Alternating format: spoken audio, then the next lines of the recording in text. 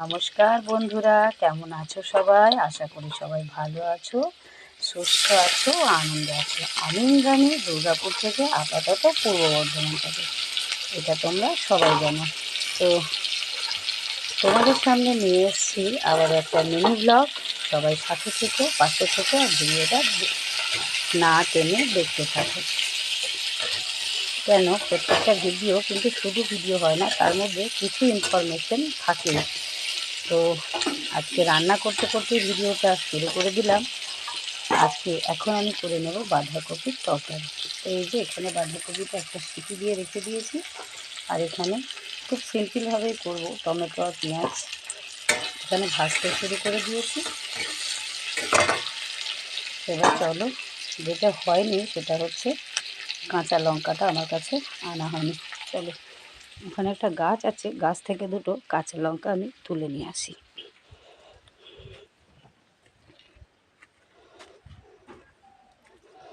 দেখো এখানে সর্ষে মেলে দিয়েছে সবাই।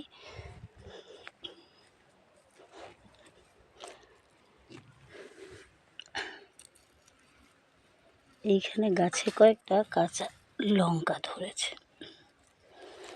এই দেখো। তো যেহেতু বাজার থেকে তোমাদের দাদাভাই কাঁচা লঙ্কা আনতে ভুলে গিয়েছে,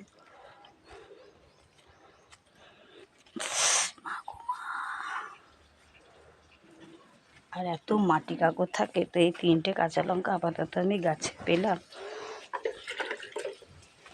তো এটা দিয়ে চলো রান্নাটা কমপ্লিট করি। আর আজকে তোমাদের সঙ্গে শেয়ার করব আমাদের এখানকার গ্রামের কিছু গ্রাম্য পরিবেশ। পুরোটা তো পারবো না, অনেক বড় গ্রাম, তো কিছু গ্রাম্য পরিবেশ শেয়ার করব।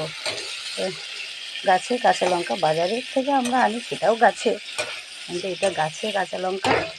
তো চলো এবার রান্নাটা স্টার্ট করি। একে একে মশলাগুলো দিয়ে নেব, তারপরও আবারও ফিরে আসছি। আর আজকে বিকেলে চলে যাব তোমাদের সঙ্গে গ্রাম ঘুরতে। আজকের মেনু হচ্ছে বাঁধাকপির তরকারি আর হাঁসের ডিমের কারি। পুরো ডিমগুলো এখানে আমি সিদ্ধ করে এই বাটির মধ্যে রেখে দিয়েছি ঠান্ডা হতে। আর আজকের ডিমগুলো কিন্তু বেশ বড় বড়, একটু জল দিয়ে দিলাম। চলো রান্নাটা কমপ্লিট করে তারপর তোমাদের সঙ্গে যাব গ্রাম ঘুরতে। এখানে আমার রান্নাটা প্রায় কমপ্লিট। এবার খাওয়া দাওয়া করে বেরিয়ে পড়বো বিকেল হতে না হতেই। বাঁধাকপির এটি হাঁসের ডিমটা সর্ষে দিয়ে করবো ভাবছি। তো বেরিয়ে পড়েছি, যেমন ভাবা তেমন কাজ। চলে এসেছি তোমাদের সঙ্গে গ্রামের একদম শেষ প্রান্তে, মানে আমাদের পাড়ার এদিকটা শেষ প্রান্ত। আর দেখেছো পুকুর, পুকুরের সবুজ জল। এখানে সব পুকুরই প্রায় এখন এরকম।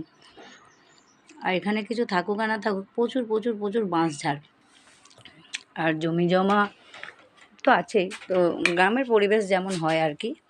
তো এদিকটা শেষ প্রান্ত, কিন্তু এদিকে অনেক ঘর বাড়ি আছে, জানো তো। ওই দেখো দূরে একটা বাড়ি, কি সুন্দর রং করা, তাই না? আমার কিন্তু বেশ ভালো লাগছে। আর আমি কিন্তু হাঁটতে হাঁটতে এগিয়ে যাচ্ছি সেই দিকেই। এখানে এই বোরো চাষটা খুব কম পরিমাণেই হয়। আর দূরে একটা গমের জমি রয়েছে, গম লাগিয়েছে দেখছি। আর সামনে একটা ডোবা। এই দেখো মাঠগুলো চষা হয়েছে, পরবর্তীকালে কোনো সবজি বোধহয় লাগাবে। আর খড়ের পালুই এখন তো আর দেখাই যায় না, মেশিনে সবাই কেটে নেয়, কিন্তু এই দিকটাই দেখছি প্রচুর খড়ের পালুই বা পল পড়ে রয়েছে। চলো, খুব ইচ্ছে করছে ওই বাড়িটার সামনে গিয়ে কয়েকটা ছবি তুলে আসি, আর ওই পাশের জমিগুলোয় কি লাগিয়েছে সেটাও দেখে আসি। তো হাঁটতে হাঁটতে চলে এলাম। আর এই পলের উপর পা দিয়ে দিয়ে ছোটোবেলায় আগে হাঁটতাম, দুর্গাপুর শহরে এসব কোথায়। এখানে এসে অনেক দিন পরে আবার এই জিনিসটাকে পাওয়া গেল। এখন তো আমাদের বাড়িতেও আর চাষ হয় না, সেই জন্যেই আর এগুলো পাওয়া যায় না।